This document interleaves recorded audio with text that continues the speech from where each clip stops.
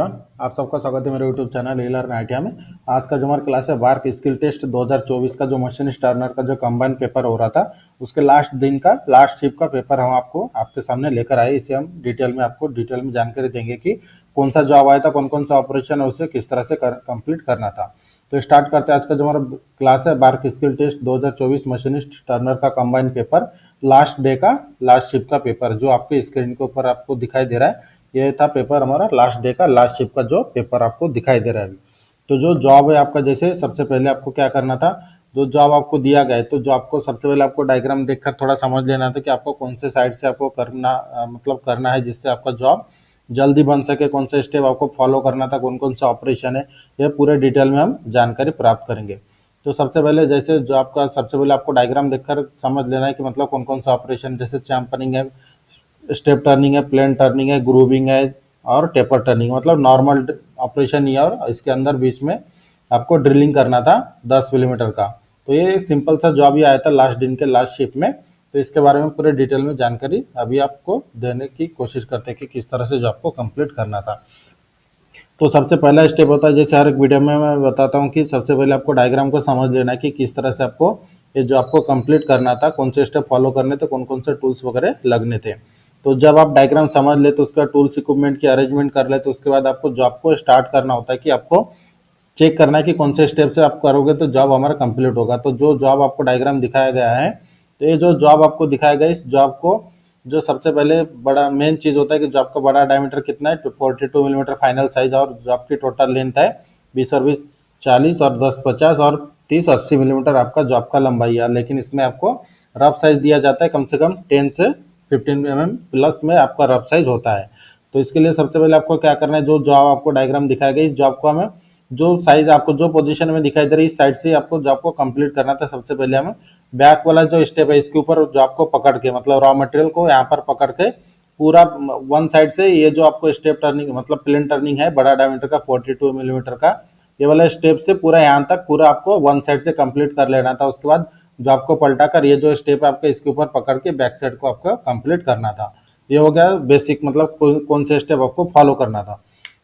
तो जैसे मान लीजिए जॉब का आपका जो जॉब की टोटल लंबाई है 80 मिलीमीटर, तो इससे 15 मिलीमीटर आपका प्लस में होता है 100% जो आपको रॉ मटेरियल मिला था। तो मान लीजिए ये हमारा 20 मिलीमीटर है और इसका जो प्लस में जो साइज दिया गया 15 मिलीमीटर, मतलब टोटल 30 मिलीमीटर के ऊपर आपको पकड़ना है। 30 मिलीमीटर के ऊपर जॉब को पकड़ के बाकी का पूरा लंबाई आपको जॉब के बाहर रखना है। उसके बाद बाहर रखने के बाद आपको जॉब को ट्रू कर लेना था। जॉब को ट्रू करने के बाद आपको सबसे पहले फेसिंग कर लेना था, एक वन कट फेसिंग आपको करना था जिससे आपका जो जॉब का फेस है पूरा क्लीन हो सके। जॉब का फेस पूरा क्लीन होने के बाद आपको क्या करना है, प्लेन टर्निंग करके जॉब की लंबाई आपको कितना बनाना था, 30 और 10 40 और 20 60 60 से थोड़ा प्लस में ही रखना है। जो आपका जितना टोटल लंबाई जॉब बाहर रहेगा जहां तक आप कर सकते हो चक तक आपको प्लेन टर्निंग कर लेना था। प्लेन टर्निंग करके जॉब का डायमीटर कितना बनाना है 42 मिलीमीटर, और वर्नियर कैलिपर के सहायता से आपको जॉब को भी चेक कर लेना था कि जॉब का डायमीटर हमारा 42 बना है या नहीं बना है। तो जब आप 42 मिलीमीटर डायमीटर बना लोगे उसके बाद आपको स्टेप टर्निंग करना है। स्टेप टर्निंग करने के बाद स्टेप की लंबाई होगी 40 मिलीमीटर और स्टेप का डायमीटर कितना होगा 35 मिलीमीटर। ये हमारा स्टेप टर्निंग करके आपको इतना बनाना है। स्टेप टर्निंग करके 35 मिलीमीटर और टोटल लंबाई 40 मिलीमीटर आपको बना लेना है। उसके बाद आपको क्या करना है, यहाँ पर जो आपको ग्रूविंग दिया है ग्रूविंग ऑपरेशन करना है, जिसका ग्रूविंग का डायमीटर कितना है 25 मिलीमीटर है और ग्रूविंग की विड्थ कितना है 10 मिलीमीटर है। तो पार्टिंग टूल को सेट करके आपको सबसे पहले ग्रूविंग कर लेना है। जब आप ग्रूविंग करोगे तो उसके बाद आपका जो टेपर की लंबाई है वो हमारा फाइनल एग्जैक्ट पहले से बन के रहेगा। और बड़ा डायमीटर तो हमने प्लेन टर्निंग करके बना लिया, मतलब टेपर का जो 3 डायमेंशन होता है, बड़ा डायमीटर, छोटा डायमीटर और टेपर की लंबाई, तो हम बड़ा डायमीटर भी बना लिए प्लेन स्टेप टर्निंग करके। उसके बाद ग्रूविंग करने के बाद आपका जो बचता है वो हमारा टेपर की लंबाई जो 30 मिलीमीटर है। उसके बाद आपको क्या करना है, डिग्री की कैलकुलेशन करके आपको सिर्फ डिग्री सेट करके टेपर टर्निंग करने के बाद डायमीटर आपको कितना बनाना है 20 मिलीमीटर डायमीटर आपको बनाना था। और इसमें टेपर की लंबाई ऑलरेडी फाइनल है और बड़ा डायमीटर भी हमने फाइनल करके रखा था। जब टेपर टर्निंग करते हो ये एंड तक हमारा कटिंग टूल आ जाता है तब हमें पता चल जाना चाहिए कि हमारा टेपर टर्निंग हो चुका है। उसके बाद आपको डायमीटर एक बार चेक करना है, छोटा डायमीटर हमारा प्रॉपर बना है या नहीं। और इसका जो एंगल जितना डिग्री आया था वो एंगल भी हम नीचे कैलकुलेशन करके दिया है कि कितना डिग्री आपको सेट करना था। कंपाउंड स्लाइड मतलब स्विवेल बेस के ऊपर कितना डिग्री आपको सेट करके टेपर टर्निंग करना था, इसका कैलकुलेशन भी हम आपको नीचे में रखे हैं। तो आपको इसके सबसे पहले जॉब समझा देते, उसके बाद आपको टेपर टर्निंग का कैलकुलेशन भी समझा कर देंगे। तो जैसे हमने टेपर टर्निंग कर लिया मान लीजिए, तो इस साइड का पूरा ऑपरेशन हमारा हो जाता है। जैसे ये सबसे पहले हमने प्लेन टर्निंग कर लिया था 42 मिलीमीटर का, उसके बाद हमने स्टेप टर्निंग करके 35 मिलीमीटर बना लिया था। उसके बाद आपको ग्रूविंग करके 10 मिलीमीटर विड्थ, और जैसे आप जब आप ये जो ग्रूविंग ऑपरेशन करोगे तो ग्रूविंग ऑपरेशन करते समय आपको सबसे पहले क्या करना था, 40 मिलीमीटर की एक मार्किंग करना था, मतलब ये आपका फाइनल लेंथ है, इसके बाद कटिंग टूल आपका जाना नहीं चाहिए। तो 40 मिलीमीटर आपका जो मार्किंग करके उसके बाद 30 मिलीमीटर का मार्किंग करोगे तो बीच में आपका कितना बचता है, 10 मिलीमीटर। तो मार्किंग के बीच के जो आपका जो लेंथ है उसके ऊपर ग्रूविंग करके डायमीटर कितना बनाना था, 30 मतलब 25 बना लेना था। उसके बाद आपको लास्ट में इस साइड से लास्ट में आपको टेपर टर्निंग करना था। जो भी कैलकुलेशन आपका डिग्री आता है उस डिग्री के अनुसार कैलकुलेशन करके आपको टेपर टर्निंग करके जॉब का छोटा डायमीटर 20 मिलीमीटर फाइनल बना लेना था। उसके बाद आपको क्या करना है, जॉब को पलटाकर ये जो आपको 20 मिलीमीटर आपका जो डायमीटर है 42 मिलीमीटर का, जो आपकी जो टोटल लंबाई है 42 मिलीमीटर की जो 20 मिलीमीटर, तो इसके ऊपर आपको जॉब को पकड़ना है। उसके बाद जॉब को पकड़ के एल्यूमिनियम पट्टी के साथ जॉब को पकड़ के आपको जॉब को एक्यूरेटली ट्रू कर लेना है। जॉब को एक्यूरेटली ट्रू करने के बाद आपको सबसे पहले फेसिंग ऑपरेशन करना है। फेसिंग करके जॉब की लेंथ मेंटेन कर लेना है। टोटल जो भी लंबाई आपको दिया जाता है डायग्राम के हिसाब से टोटल लंबाई आपको मेंटेन कर लेना है। उसके बाद आपके इसके जो फेस है, फेस के ऊपर फेसिंग करते समय उसी कटिंग टूल के एंगल में सेट करते हुए भी आपको स्पॉट फेसिंग भी कर लेना था, क्योंकि आप फेसिंग ऑपरेशन कर रहे हैं तो बार बार टूल चेंज करने की जरूरत नहीं, मतलब एंगल को तो डायरेक्टली आप स्पॉट फेसिंग कर लेंगे, ताकि आपका जो ड्रिलिंग ऑपरेशन है कितना मिलीमीटर दिया है 35 मिलीमीटर तक आपको ड्रिलिंग ऑपरेशन करना था, तो वो ड्रिल आपका प्रॉपरली सेंटर में जा सके, इसलिए आपको स्पॉट फेसिंग कर लेना था। स्पॉट फेसिंग करने के बाद आपको कटिंग टूल को जो टूल पोस्ट होता है हमारा 90 डिग्री में सेट करके स्टेप टर्निंग करना था। स्टेप टर्निंग करके स्टेप की लंबाई है हमारा 20 मिलीमीटर, ये जो आपके स्टेप की लंबाई 20 मिलीमीटर है, और स्टेप का डायमीटर कितना है 30 मिलीमीटर है। ये वाला स्टेप आपको कंप्लीट कर लेना था कटिंग टूल के सहायता से।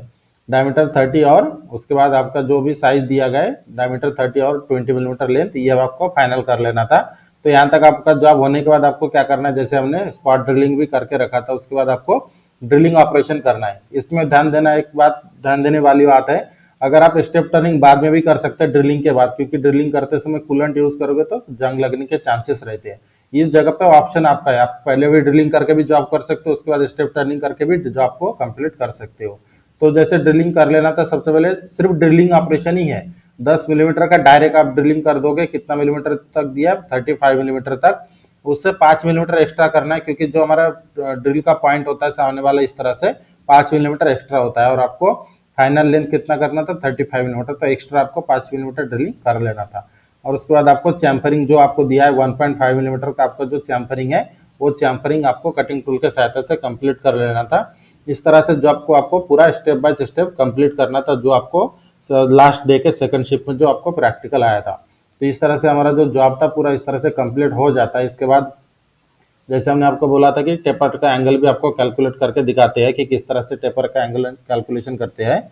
तो सबसे पहले आपका क्या है कि जो आपका बड़ा डायमीटर, छोटा डायमीटर और टेपर की लंबाई के अनुसार आपको जो हमारा फॉर्मूला होता है, जो कंपाउंड स्लाइड के सहायता से जब हम टेपर डिग्री कैलकुलेट करते हैं तो फॉर्मूला होता है हमारा capital D minus small D divided by 2 into taper की लंबाई। तो फार्मूला जो हमारा फॉर्मूला में वैल्यू पुटअप करेंगे, टेपर का बड़ा डायमीटर है 35 मिलीमीटर, छोटा डायमीटर 20, टेपर की लंबाई 30 मिलीमीटर है, और उसको मल्टीप्लाई बाय 2। जब इसका मतलब माइनस करेंगे 35 में से 20, तो हमारे पास बचता है 15 मिलीमीटर। 15 मिलीमीटर बचने के बाद आपको क्या करना है, जैसे 30 इंटू 2 मतलब कितना होता है 60 मिलीमीटर, तो 15 को 60 से भागाकर करना है, मतलब छोटे संख्या को बड़े संख्या से भागाकर करना है। उसके बाद हमारा वैल्यू हमें मिल जाता है 0.25 हमें वैल्यू मिलता है। ये जो 00 है ये वैल्यू हमें फाइंड नहीं होता है, 0.25 हमारा वैल्यू आता है। उसके बाद हमें ये जो वैल्यू हमें चेक करना होता है नेचुरल टेंजेंट के पेज में, इसलिए नेचुरल टेंजेंट के पेज में चेक करने के लिए आपको 4 डिजिट की आवश्यकता होती है पॉइंट के बाद, तो इसमें हमने जो 2 जीरो ऐड कर देना है आपको। उसके बाद आपको जो नेचुरल टेंजेंट वाला पेज है उसमें आपको ढूंढना कितना है 0.2500, ये सीरीज को आपको ढूंढना है। तो ये जो आपको दिखाई दे रहा है पूरा वैल्यू पॉइंट में होता है, आपको सीरीज ढूंढना है 0.25 की, ये हमारा 0.2493, उसके बाद ये हमारा 2512। आप ये भी ले सकते हो, ये भी ले सकते हो, इसका कोई ये नहीं है। मेन डिफरेंस में आपको प्लस माइनस करना है, ये जो पहला डिजिट लोगे तो प्लस करना है, दूसरा डिजिट लोगे तो माइनस करना है, डिग्री में कोई फर्क नहीं पड़ता है।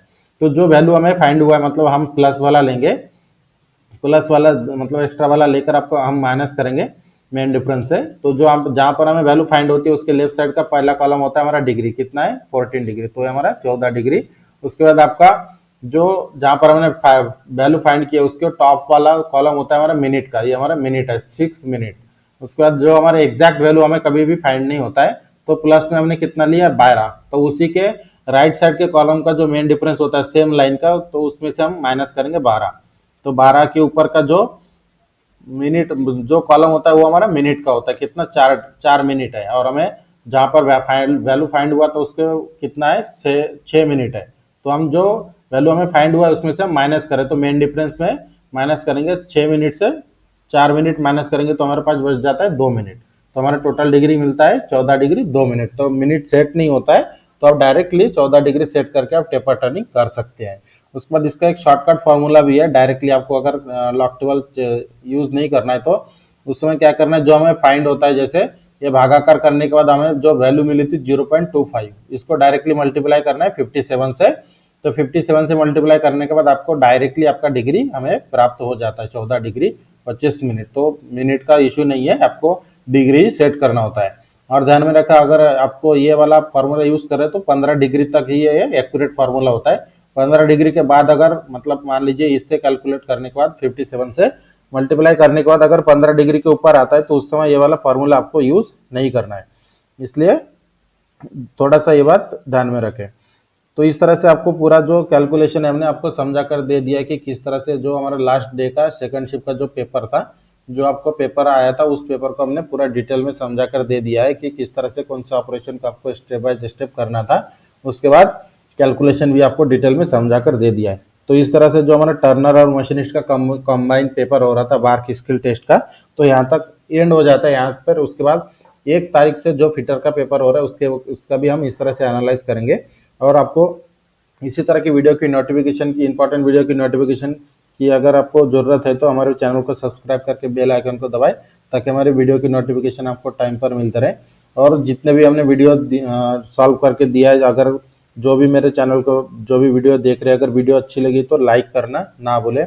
अगर मन में कोई डाउट है तो कमेंट करके हमें पूछ सकते हैं, फिर वीडियो के डिस्क्रिप्शन में व्हाट्सएप ग्रुप का भी लिंक है जिसमें आप ऐड होकर हमें मैसेज कर सकते हैं। और वीडियो को शेयर करना ना भूलें। मिलते हैं अगले इंपॉर्टेंट वीडियो के साथ।